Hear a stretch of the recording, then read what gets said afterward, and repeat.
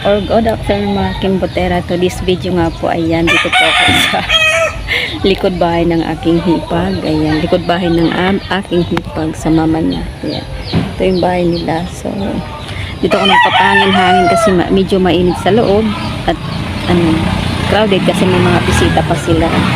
Fiesta dito sa kanila, dito sa sa Quarry, Tumbok, Davao City. Ayan. Yan nga po, piyesta sa kanila, kaya maraming tao po dyan. Maraming bisita po yung nanay, ng hipag ko. So friendly din ang nanay ni Castel. So nakaka-amaze ang lugar nila. Ayan. At syempre nakaka-amaze din yung mga tao dahil sila. So iyan nga po, ayan, dito tayo sa likod bahay, nagpapahangin. Ayan, so mamaya nga po pala may in-invite ako nung isang friend ng mama ni Castel na magsusumba ako sa kanilang bahay. So pupunta kami doon mga 3 o'clock. So pupunta po ako doon para mag-lead ng sumba. So happy po tayo kasi na-invite po tayo.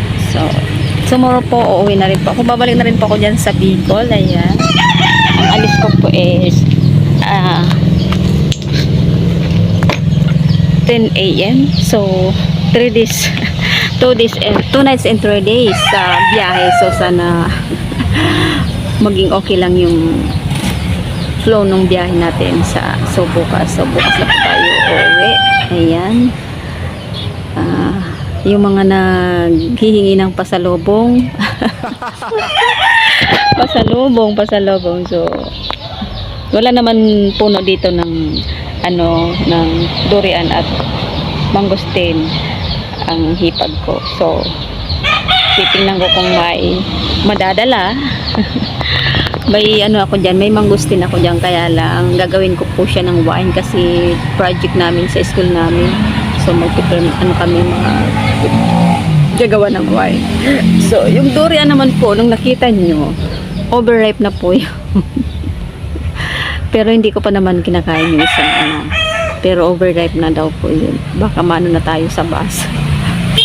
Galing tayo dito, amoy durian na tayo, baka yung mga pasahero. So yan, nakakatuwa, na enjoy yung ko dito, yung bakasyon ko, di ba? Kasi talagang mabuti naman yung mga napuntahan ko, mga nakasalanguha ko. Lalong-lalo na po si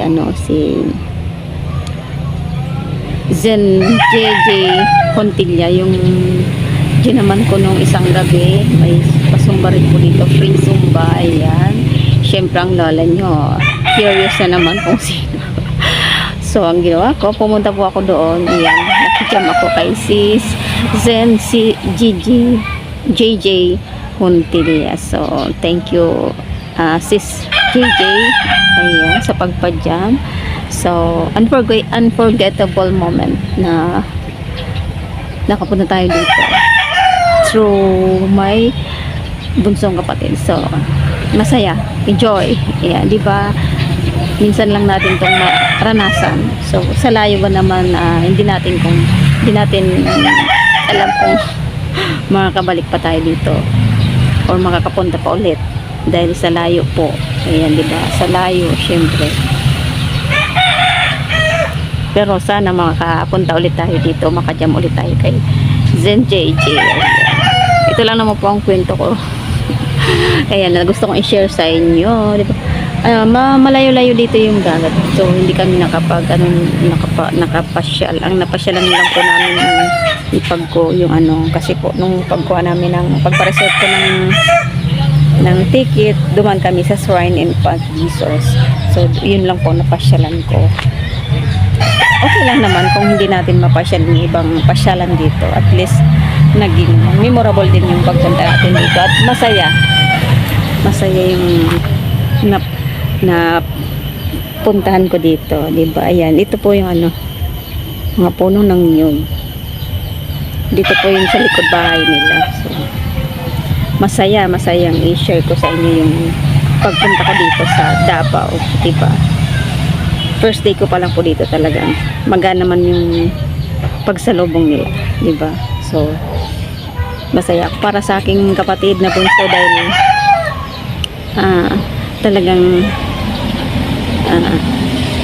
okay yung napuntahan niya dito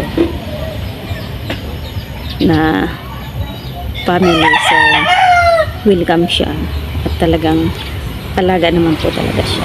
So mga Kimbutera, yan lamang po ang mai-share ko sa inyo ngayong araw.